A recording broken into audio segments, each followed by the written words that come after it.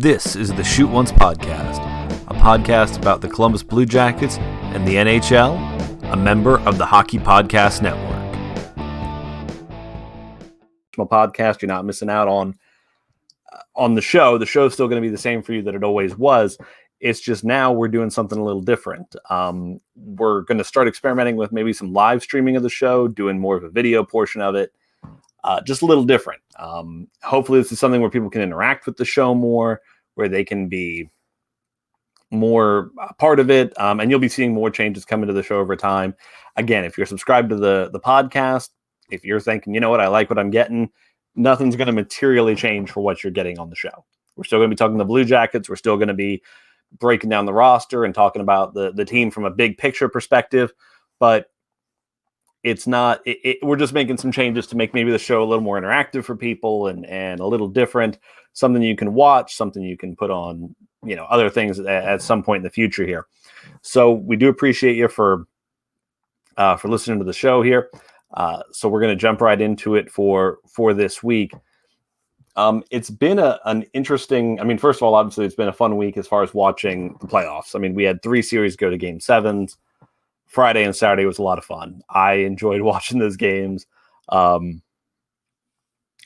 Dallas-Colorado game was uniquely entertaining. The goals in the last couple minutes there to send it to overtime, it was awesome. It was really exciting. And what I think is happening that's kind of an interesting change as far as how teams are looking at this, about how we're looking at teams at this point. We're now entering into a second straight season with the Cup, and I'm sure there's more seasons before that, but where the view on how we view how you build a team is kind of changing. And for some teams, it's never changed. Honestly, for the Blue Jackets, I think they've had the same view for a long time now. But I think there was this perception right after the Penguins won 2 in a row and seemed to do it with just the superstars that's how you build a team. You get a couple superstars, you throw in who you can, and you just make it work. And I think that perception's really changing at this point, because looking at the teams that are in the final here,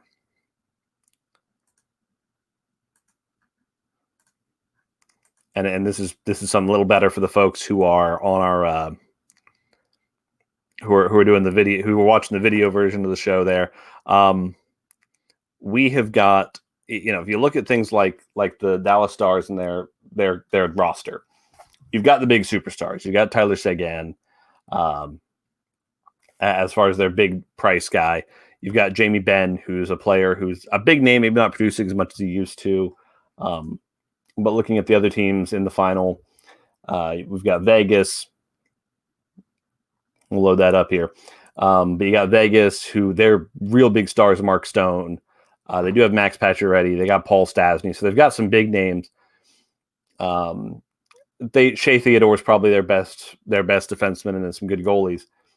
But something you'll notice, they're multiple lines deep at this point. They are a team that shows an ability. They're teams that show the ability to roll those 4 lines. The superstars can come out and beat you if they need to, but it seems to be it's more about depth. And that's a little more what we're going to be kind of getting into on this week's show as we're doing more things. How the Blue Jackets are building. What are they doing? What are the plans going into the offseason? Obviously, we had some big news this week as far as Bill Zito getting hired into the Florida organization, which is great for him. Congratulations, Zito. We know you'll do a good job there. But it's going to be interesting to see where the Blue Jackets, what the plan is here. And that's kind of what we're going through here today. We're going to start by talking about this week. The Athletic did a deal where they like to do this from time to time, where they'll go through and talk about an organization's prospect rankings and kind of ranking it. And Corey Pronman's the guy who does those for the Athletic. And this year, the Blue Jackets went up from last year. They were 25th to this year. They're 19th. And part of that is, I think he did more this year with counting the players who are counting in those players who are actually playing at this point for the team. And not just not just the who you have that might be coming up in the future, that sort of thing. So that's where I think we're at right now with the team. And looking at it, I'm going to pull his article over here a little bit, but put that on the screen for the folks who are interested in that. But what we're looking at there, he's got obviously our number one player, Pierre-Luc Dubois. Then Kirill Marchenko coming out of Russia, who we may not be getting for a while yet. But then Texier, Liam Foudy, Emil Bemstrom, Dmitry Voronkov, who's, again, not another one of those Russian players who isn't quite ready coming over yet. Danil Tarasov has got some other players kind of in the mix there. And what it says about this team, this is a team that for a long time has been focused on building up through the draft. And you can see it with who those prospects are, and that those are the players that are on this team now making a difference. I mean, it's funny looking through that. Number one player on our young players is Pierre-Luc Dubois. It's hard to argue that other than Jonas Korpisalo, any other player had a bigger impact on the Blue Jackets in the playoffs than Pierre-Luc Dubois. He was essentially a point-a-game player this year between the play-in round and the playoffs. You look at the Texier, really showed his stuff. Liam Foudy starting to show a lot of skill and a lot of talent. So it's a very interesting list in that the Blue Jackets are really starting to show that they are starting to take it to that next level as far as the youth stepping in and being what's on that team. And it's a good segue into this next thing. Jarmo Kekalainen gave an interview on what we call state-run media. It was one of the Blue Jackets shows, I think Inside Edge. And he talks about a few things that really, I mean, feed into what we know about this team. That as far as how he likes to build a team. And the first is that when he looks at a prospect, you draft a guy, and it's nice if you can step in year one or year two and do something, but that's not always the case. He even talked about guys being 7 and 8 years before they're necessarily players that are going to help you at the NHL level.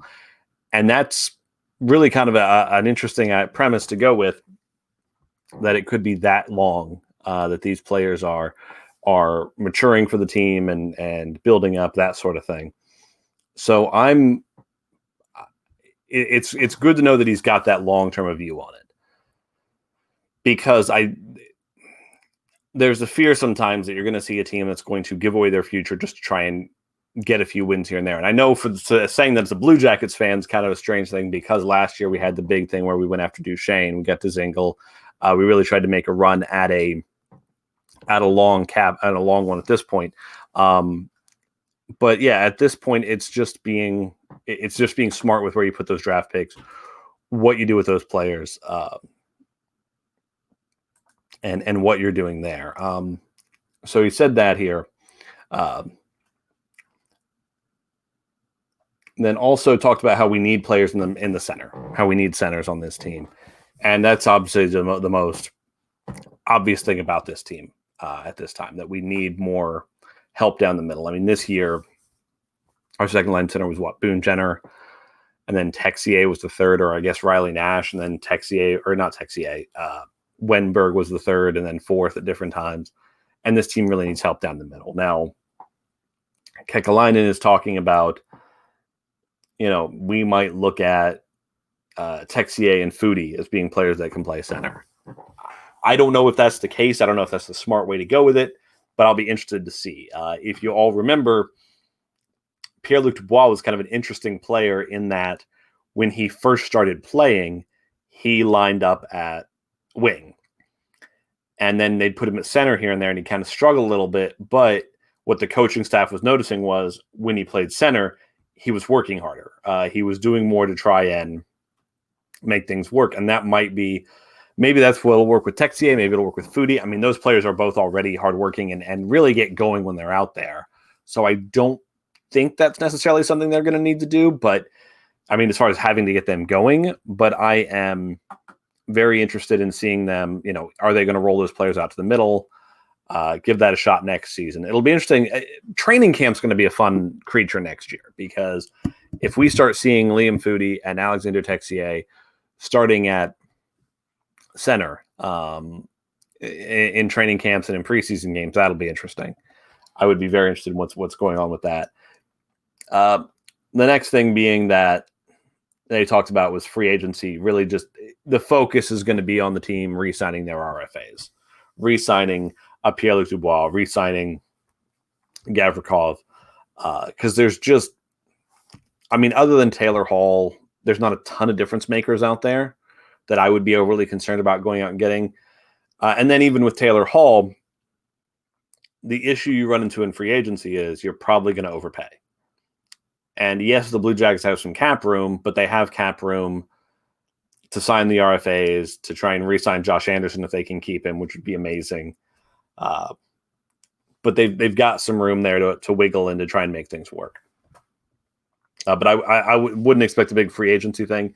Trades may be happening with this team because we've got a Josh Anderson, we've got Ryan Murray and David Savard. We've got players that I could see wanting to move for those things to try and get that going. So it'll be interesting to see what this team does, but it's good to know that that's kind of Jarmo's mindset. Jarmo, I remember just a year or so ago, even after all the big trades, something he said was that, you know, our window is just starting to open. I remember him very specifically kind of making a little, you know, finger motion where he had the two fingers close together saying that. And it's the kind of thing where he's a GM who's always going to be looking for the next piece. He's always kind of constantly looking at moving forward. I'm not sure what it would look like if he ever tried to do a rebuild, because it seems kind of antithetical for him to trade away talent. I think he's always just going to be trying to build to be better. So if you're a fan of the ideas of tanking or whatnot, I mean, the Blue Jackets, obviously, first of all, they're not near that because we're not in that kind of that. Even if you are pro tanking, they're not really in that part of the life cycle of a team right now. But don't expect to see it with Jarmo in place. So taking a look at the next story, this was written by The Athletic. It was talking about the team in terms of trade tiers, like who's likely to go, who's on the radar, and who's off. He put, the way Portsline did it was likely, on the radar, not off limits, and that was pretty much it. I mean, going through where I would put these teams at, I'm going to bring that on screen for you folks. So if you're watching it, you can kind of see that here with us.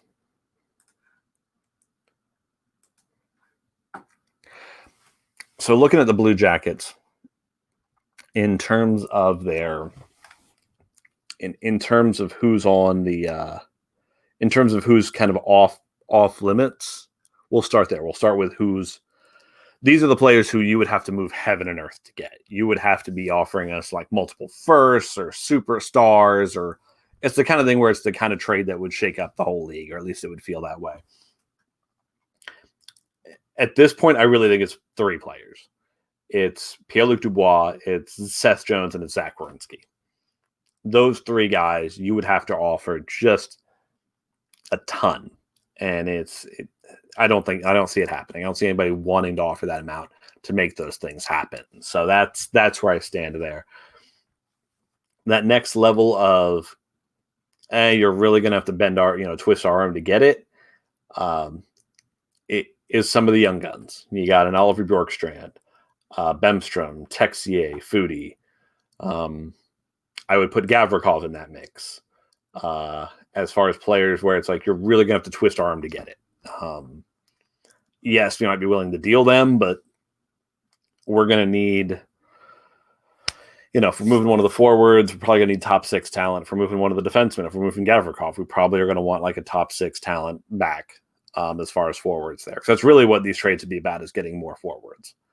And who you're offering is going to depend on who the Blue Jackets think they're, how they think it's going to go. The way I would look at it is when you're talking about these teams, when you're talking about the Blue Jackets making these moves. Essentially, the way I understand it with their front office, they've got a folder, they've got a file on every player in the league and every player in prospect pools all around the league.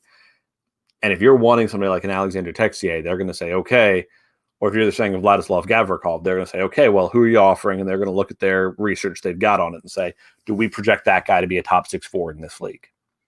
If the answer is no, I don't see them moving those players. I just don't. Now, some people might say that's overvaluing your own talent. And it might be, but those are probably some of the most valuable trade chips you got. Next tier 3 being it would raise my eyebrows, but it could happen. I'm going to go Cam Atkinson as one that's probably a bit off the radar a little bit.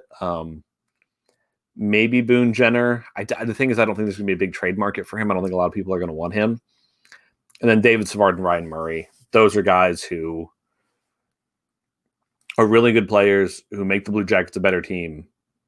But again, if we get top 6 forward talent, Cam Atkinson would be kind of a strange one because he's 31. He's got some years left on his deal.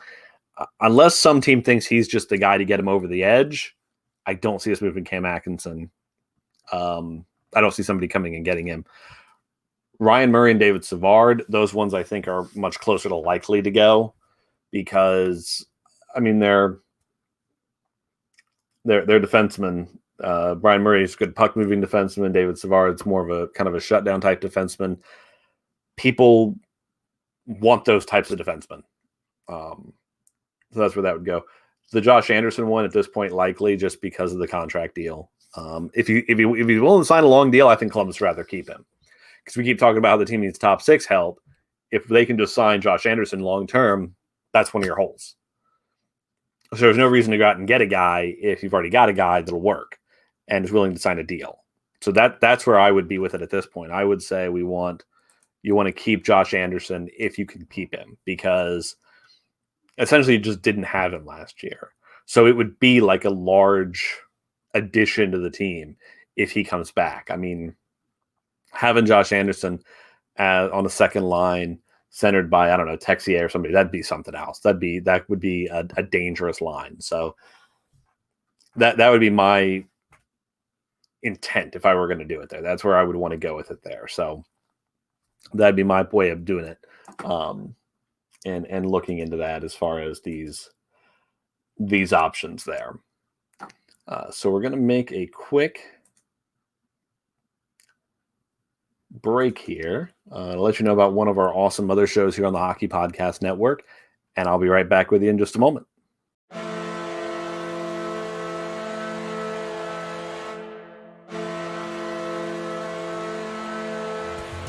Woo! What is up, Devils fans? It's your boy, Neil Villapiano. Make sure you check out the Devils State of Mind podcast here on the Hockey Podcast Network. From Taylor Ham or Pork Roll to how much we hate the Rangers, we got you covered. New episodes every Monday, wherever you listen to podcasts or on the Hockey Podcast Network website. And always remember to rock on. Woo! Helped change him a little bit, how it helped him work there. What I want to talk about here is how this affects the Blue Jackets office going forward.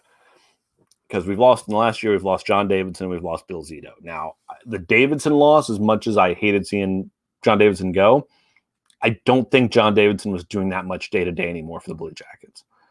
I think most of what he did was really that transition into becoming a respectable team, giving Jarmo the clearance with management to do what he needed to do. And I think now there's that trust between management and Jarmo where they're not needing him. They didn't really need him at this point. Bill Zito's a little different. Bill Zito did a lot of contract stuff for the Blue Jackets. I think he started more and more just general management things over time. For those who aren't overly familiar, sometimes you get the idea of a general manager. It's like, oh, that's our best scout. That's the guy who does the most scouting and he wants to pick who plays and all, who pick the players, all that good stuff. That's not exactly, at least to my understanding, how the Blue Jackets run it. The idea is that Jarmo is very much a kind of a jack of all trades in that, yes, he does scouting. Yes, he does do contract negotiations. But a lot of his job is managing all the people underneath him that do more scouting and do more work on the cap and on that kind of stuff. He is there to try and make sure everything's working together and that there is a harmonious plan putting everything together. So losing Bill Zito is one thing. Now, we know that Josh Flynn is going to step in as the replacement, not the replacement necessarily, because he was always an assistant general manager as well, but he's going to step in and start doing more of the contract stuff, although Jarmo will start picking up a little bit of it too. And then other trades and other discussions there. But the thing to look out for as Blue Jackets fans is this team going to... One of the hallmarks of our front office over the last couple of years, we go for big trades, which is very much the Jarmo Kekalainen thing, but we've had some contentious contract negotiations. Josh Anderson, Ryan Johansson, and Sergei Bobrovsky, all three of those were kind of contentious. They were fights. Yes, eventually they were settled, but they're still kind of... Ryan Johansson ended up getting traded. Bobrovsky's no longer here, but that wasn't because of that contract. It was because of his next one that he's no longer here. And then the Josh Anderson situation is still playing out.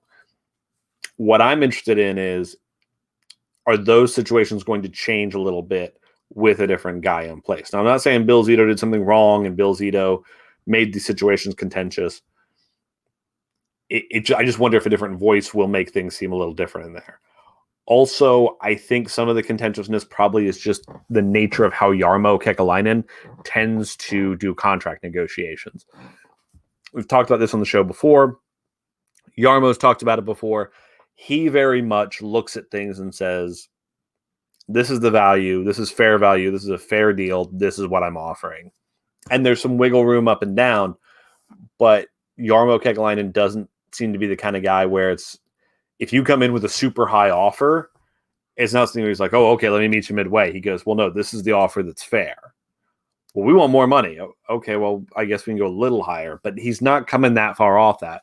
And I wonder if that's the reason that we've had contentious negotiations, that's not going to go away. But it'll be interesting to see how things play out. If all of a sudden Josh Anderson's deal, if we see, if we hear, oh, well, they're playing nice now, and then all of a sudden we get a 5-6 year deal that everybody agrees with, maybe it's just something where that change in face of who was doing the contract was different. And then it'll take a couple more contract negotiations to know, was it Bill Zito? Was it something else? We don't know, but that's where we'd be going. So I found that, that'll be an interesting thing to keep an eye on. The other thing this week, the Blue Jackets let go Paul McLean. It's not a surprise. He was brought in to be kind of a specialist, help out with the power play. It didn't really fix it. We all know the power play has been atrocious all year. The power play has been atrocious 4 years. And we're still dealing with it. I don't think it's an issue of... I don't even know what the problem is, honestly. It's so hard to figure it out. Is it coaches? Maybe. Is it players? Maybe. Is it a mindset? Maybe. The thing is, at this point, it's been bad for a long time. It was even bad last year when we had Artemi Panarin on it. That's something. So who knows what it is? Maybe it's just being snake bit and it'll one day just magically be fixed. I don't know. But Paul McLean wasn't the guy to fix it. I don't know if any coach is the guy to fix it. It's the frustrating kind of thing that happens that you're just not. I get why he's moved on. Good luck to him. Somebody else, other places that people have talked about, is this a sign of something, the cutting back that's going to happen? It could be. It definitely could be. And I say that because there's an issue with we don't know what the financial situation for the Blue Jackets ownership, John P. McConnell, looks like right now. The stock market has come back. So if a lot of his value and riches and money was there, or as we've talked about, the majority of his fortune being in like Worthington Industry stock, if that's bounced back, the money may not be a problem. But at the same time, as far as the team goes, there might be some financial issues there. So you may not be seeing the extra coaches in the future, the bringing in an extra guy midway through the season. That being said, I mean, they re-signed Manny Legacy. So, I mean, there's still a commitment there to keep things going well. But this could be a sign of something else. I don't know. But we just, at a minimum, we know McLean here was not a fix for the power play.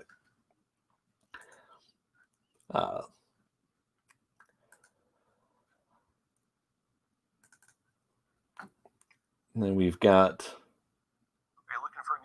one more quick message before we go to our final segment here. So thank you all very much. It'll be just a moment, and we'll be right back with you here.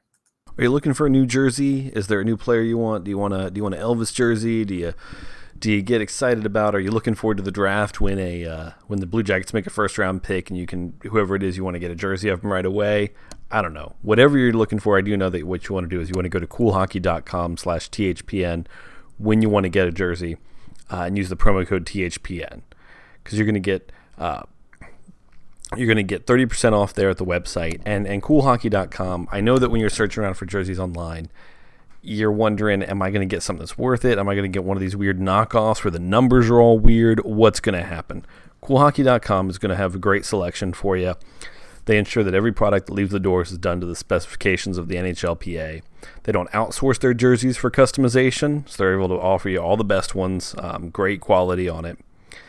So again, go to coolhockey.com/THPN, so /THPN, and use the promo code THPN for all your hockey jersey needs. Again, coolhockey.com/THPN. I mean, obviously, this is of great concern to all of us at this point. Is next season, and this was a good piece put together by Greg Wyshynski and Emily Kaplan of ESPN. And the big thing to remember is next season is so much it's a mystery right now. Just nobody really knows. Anybody who says, "Oh, this is what's going to happen," they're not sure. Nobody knows. Everything from the NHL has been saying, "Oh, we want an 82 game schedule." A lot of their sources from ESPN, they're saying it's probably not going to happen. What are fans in the stands going to look like?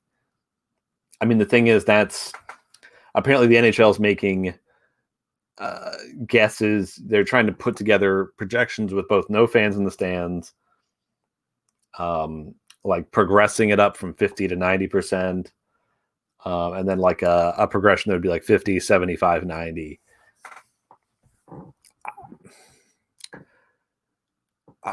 This is the part that's rough because there's two competing things that make me say, I don't know when we're going to get Blue Jackets hockey back. And I hate it, but my brain, I just can't get around these two questions. One, financially, the NHL doesn't make sense without gate revenue.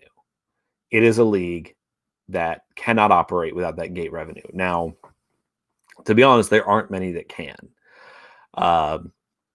Basketball would be tricky, although they have a great TV deal. Even baseball with their big TV deal, so much they make off tickets. They tried to talk their players this year to taking big pay cuts.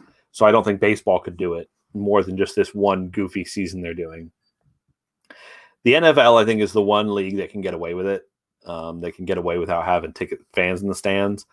They'll probably take a hit this year, and they could probably do it more than 1 year if they had to. The NHL can't do it. They're just, I mean, this bubble's a good thing, so it helps you finish the deals for the playoffs this year. But there's just not a view in my mind where they could run a whole season without fans. And from what I've been seeing and reading, you're not getting fans until you get a vaccine.